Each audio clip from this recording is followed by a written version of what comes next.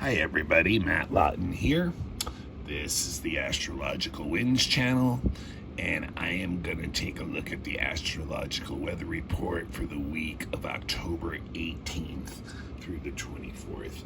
And today, here I am, real quick, on the video, and I have a chart set up today, which is one of the main events of the week, our full moon in Aries on Wednesday. So really three things I really want to touch on this week, and starting right off on Monday, where there's a big shift in the energy that goes on today, Monday, and I think we'll all really be feeling this shift in the energy on Monday, and I'll talk about that in a sec. And then on Wednesday we have that full moon in Aries, which I'll be talking a lot about, the chart right in front of us.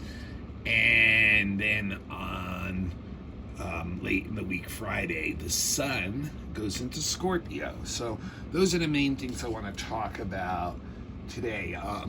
So the first thing is Monday today, the 18th. We should really, if you're sensitive to energy and you're feeling, energy in like a general sense, just like how energy is each day, you should feel a big shift on Monday, the 18th.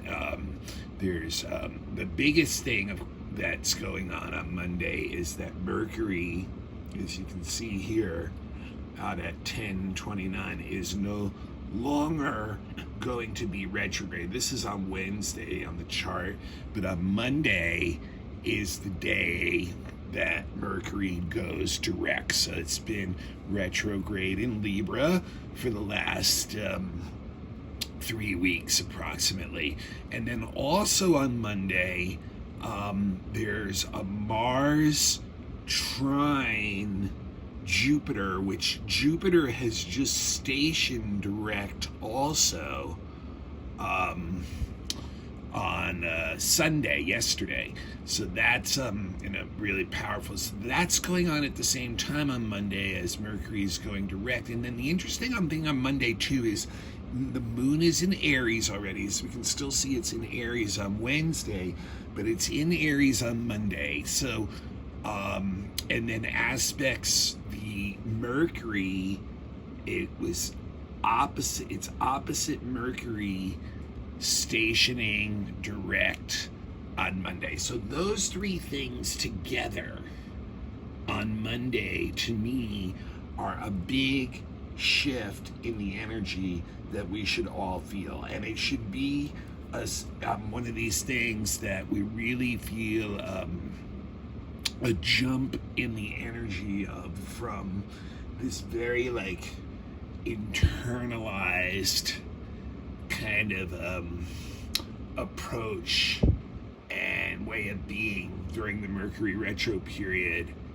and especially during a lot of the challenges that have been going on during that period for probably most folks, I would say, with the Pluto Aries square being very strong and creating a lot of chaos, transformation in our lives. So all that energy together really is going to externalize energy. Mercury going direct in Libra, a sign that's a yang sign, so it's an externalized sign. It wants to connect with others. It wants to put energy out, putting it from itself.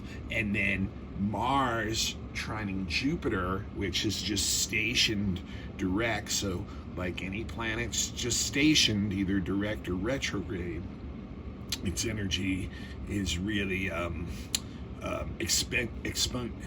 really expanded upon during that time period. So this is going to give a lot of energy to tap into, a lot of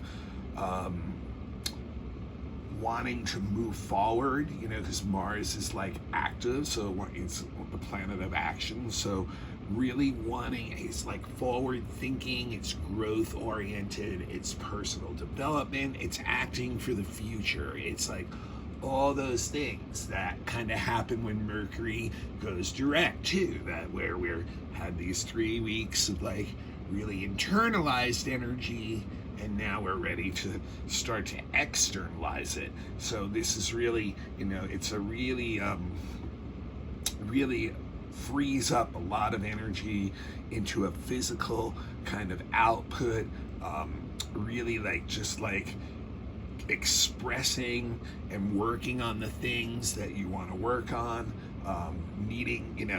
it's definitely on the subjective and personal interest side too, because of Mars being there. It really, needs to be, it's going to be things that really fire us up personally, that are going to get us going. But we really want to increase our experiences, increase our actions, take more in, expand our wisdom and knowledge base. That's the Jupiter part of it, and it's a good time to just move forward on the things that we've decided to do. We have a more optimistic, a more exuberant, enthusiastic, positive viewpoint. So it's a positive feedback loop that we can start to create in our actions too. And then you add the moon in Aries for the first 3 days this week, pushing that energy too, because the moon in Aries is all about very individualized personal energy of pushing the things that you like to do forward, and being very much an initiator of action, just trying to get things going, so having some good sense of adventure. Now what's interesting about Monday too, and think about all that energy, it's really positive, pushing, growth oriented, externalized energy.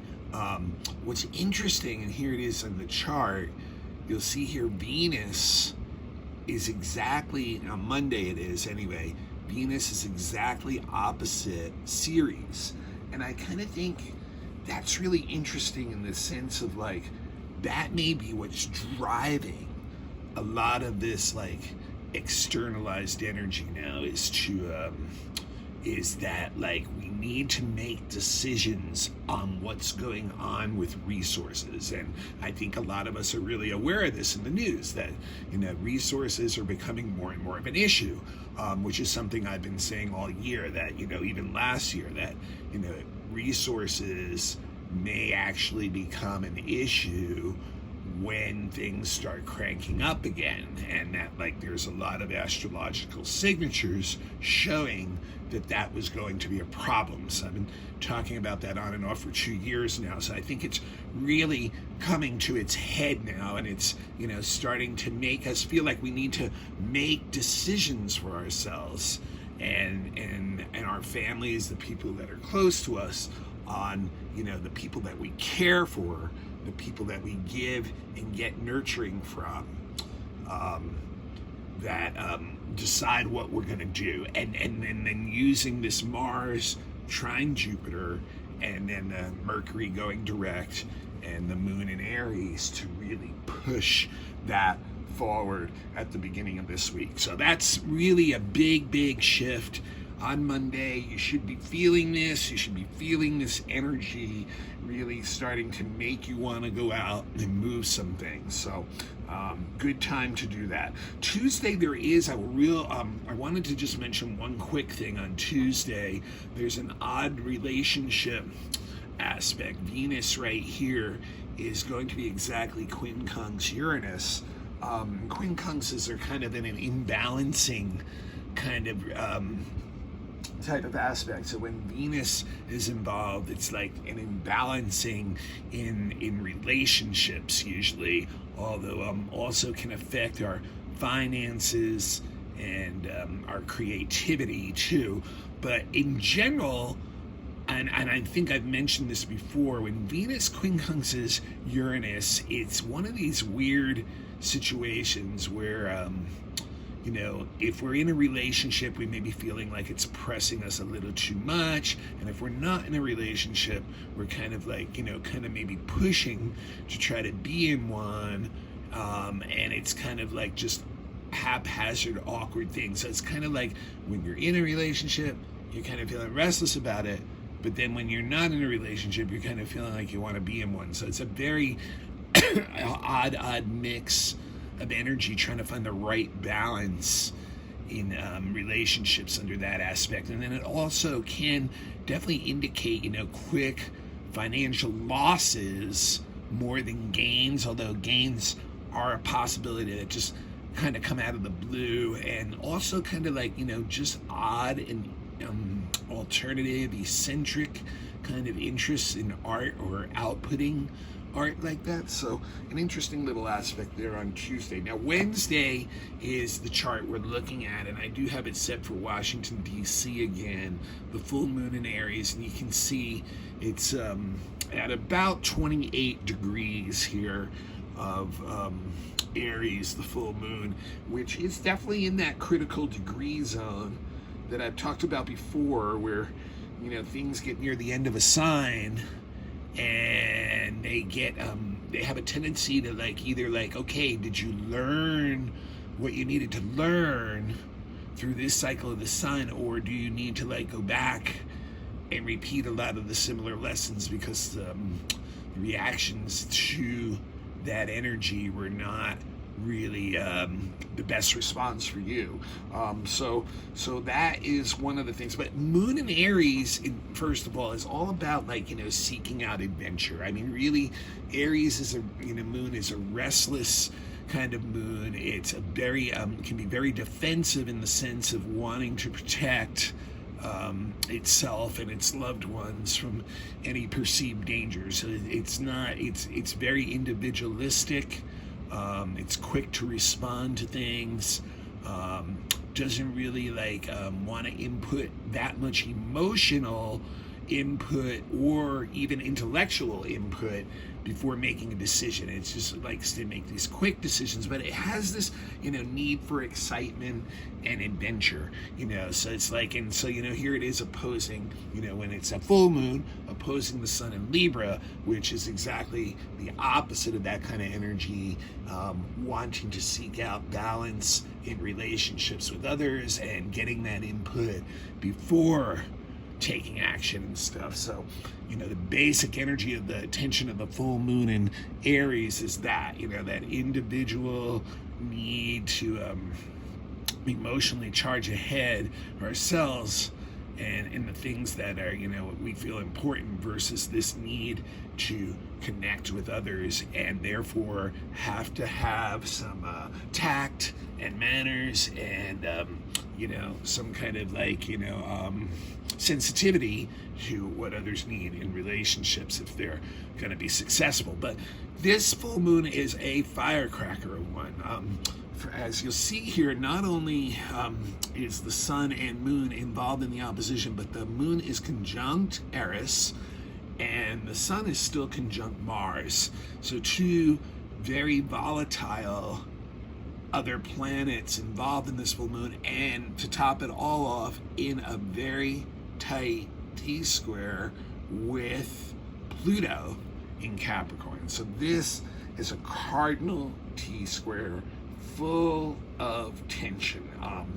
And the unfortunate thing about this is that Sun Mars is highly egotistical energy, and Eris, we know, is very chaotic energy, really mixes things up. So it's attached to the moon and the emotions in this full moon, and then squaring Pluto, which is just the energy of intensity, intense emotions, intense experiences, transformative things coming up from the dark and the subtle kind of underworld. So the problem with this opposition, there's always the opposition in the full moon, is this is like a full moon that's really looking for a fight. It really, moon in Aries, first of all, like I said, very individualistic, very subjective, very adventuristic, very non-empathic to what's going on with others and the results of the actions we take. So we had that moon in Aries, and then the ruler of the moon in Aries is actually that Mars. Mars rules Aries, so it's with the sun up there in Libra. Now, I'll talk about the Libra thing in a sec, but first of all, just the sun, Mars together are the two most egotistical planets, and then the moon's in one of the two most egotistical signs. So you can see, and then Pluto, which is also the planet of, getting into power struggles with others, with authorities, dealing with past situations that are falling apart, dealing with all kinds of things that are in need of repair, that are, falling apart, situations, equipment, machines, anything that's like, on that kind of brink can really feel that energy. But, taken all together is a very volatile, angry, destructive, violent mix, especially if we are not conscious of the energy that's going on and we allow it to basically dictate what our reactions are going to be in it. And so that Mars Sun versus the moon is looking for a fight. It really is. It's looking for, it's perceiving enemies and threats all over the place. And it's like literally like being in a boxing match, like having a sparring partner. That's what this energy is kind of looking for. And when you add the Pluto thing, it just shows how intense it can get, how out of control it can get, how violent it can get. But if nothing else, it's definitely transformative. That really intense energy is going to come up, power struggle type energy is going to come up,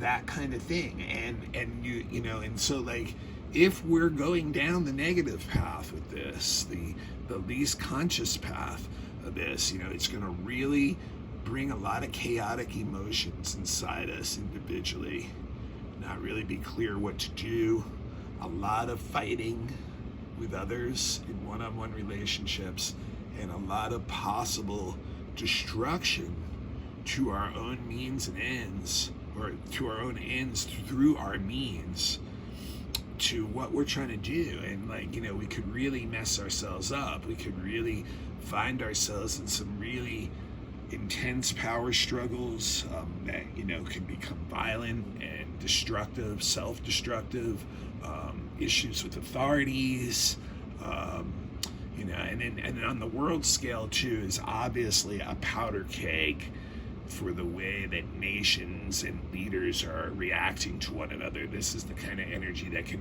really push a lot of things over the edge. It's interesting here, it's set for Washington, D.C., and the sun, Mars, the sun is the president. There's a lot of anger wrapped up in the 11th house because of what's going on with Congress. And you can see there is this big struggle right now in the current administration, the U.S., with Congress and trying to get what they feel they were elected to do for, so it's a really, really that's the kind of great example of how this full moon is. And it's like that Pluto is just a total power struggle over it in the second house over what, the U.S. values, and it's affecting the economy, money, possessions, assets, things like that. So, so that's just a great example really right there of how this full moon can operate. Now, what can be done to turn it around? Well, what's really good is Libra here. Libra is going to be the key to being able to make this a positive full moon, because the sun in Libra and Mars in Libra are both traditionally weak. The sun is in fall and Mars is in detriment. So that means that both of them are actually considering others before they move. And really, for Mars and Libra, it's a very interesting energy because, it's actually the energy of seeking peace, and Libra is seeking peace, justice, balance, equality. A lot of the things that people are really upset about these days that they don't feel they're getting individually, or that is happening in societies not supporting that. So really, when Mars doesn't get that, and it can, in Libra, it goes to war for what it perceives as wanting to find peace and balance. But, here we are in an alternative, much more conscious way of being than, when astrology first was being used by people in a much more traditional sense, and when all society was much more traditional. In our modern society, we have a lot more choices and alternatives where we can work with these signs that may be traditionally weak. So what can Mars and the Sun together be in Libra? They can be the peaceful warrior. They can be the one who wants to bring this transformation, but through a peaceful means, through justice, equality, and balance. So that is not, it's two very different energies, and it's like, and it's something that can bring positive change into the structure through the Aries, through bringing in new changes that change the whole system by transforming the whole system of things. So it's a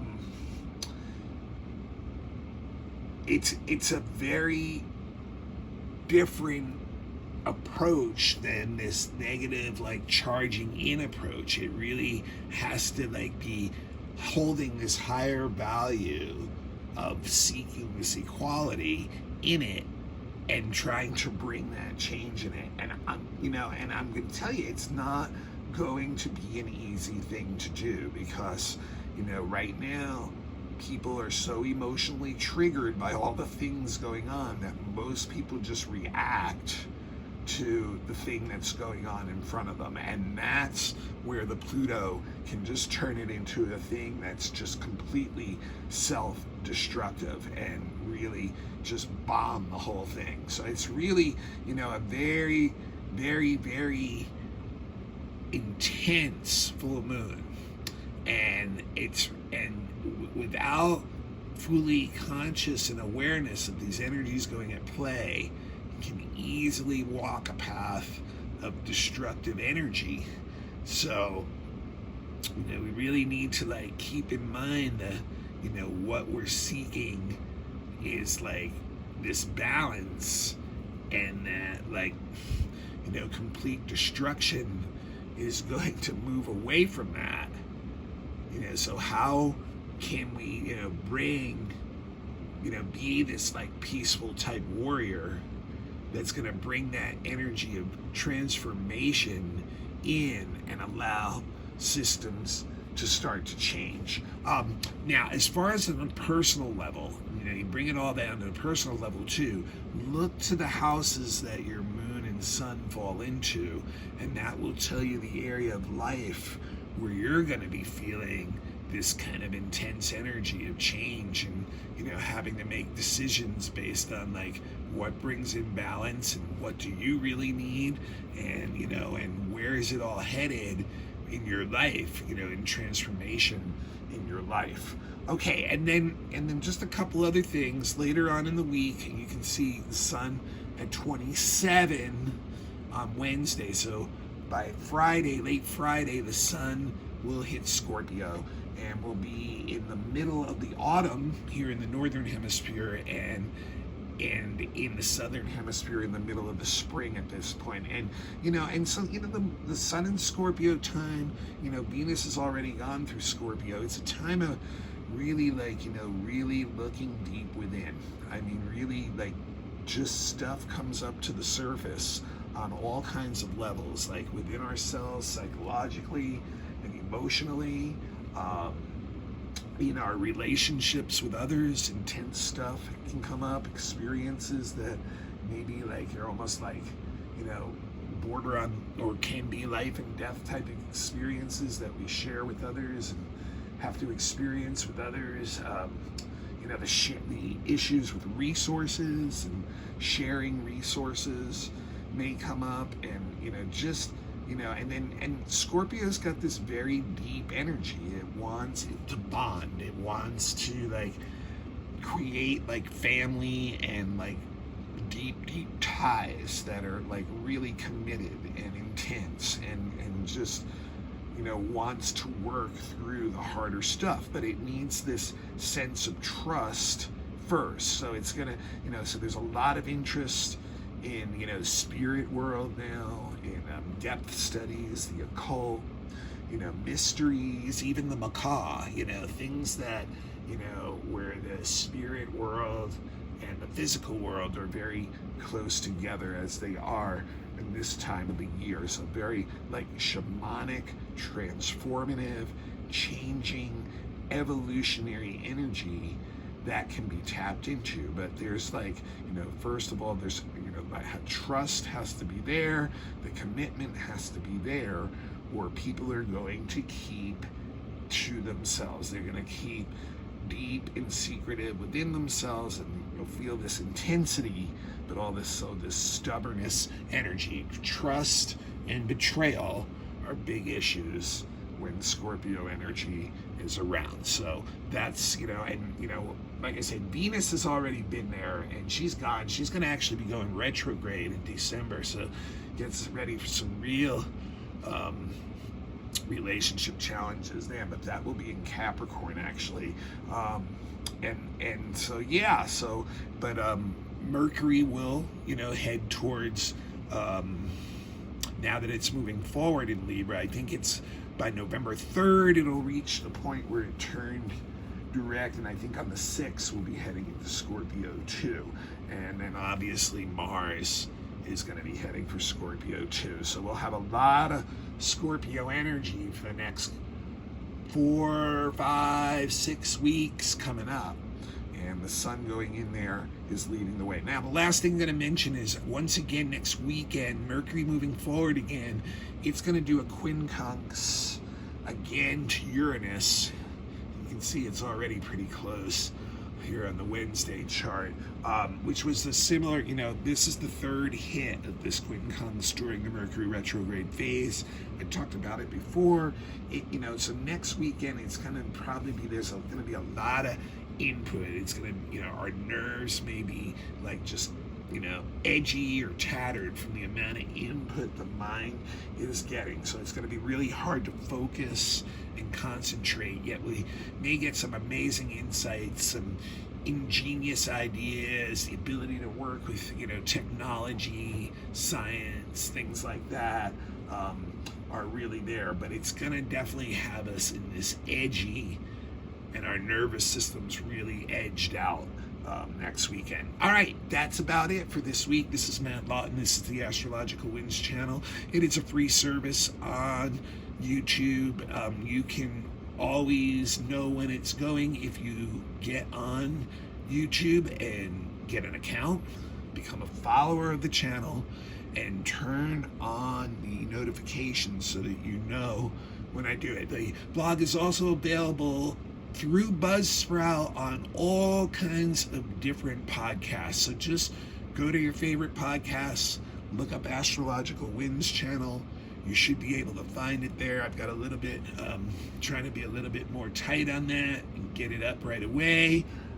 So anything like, Apple Podcasts and Spotify, things like that. All the different big podcasts have it, and some others too. Just look up Astrological Winds channel. Like I said, a free service. Please pass it on to others. That's the best way you can pay me back. If you're interested in giving a donation or need a reading, you can email me at matthe823@gmail.com. Do all kinds of different readings, birth charts, predictive reading like I just did for us for this week, for you too. Class is available, and like I said, if you want to give a donation to, you can get me through Zelle or PayPal or Venmo, Matthew Lawton, Lauten. And once again, the email is matthure823@gmail.com. Thanks very much. That will do it for this week. Next week, we got the last week of October to do. So we'll take a look at that. And then we're going to be going into eclipse season in November. Like I said, Venus retrograde in December. So lots of stuff still coming up. Until next week, take care.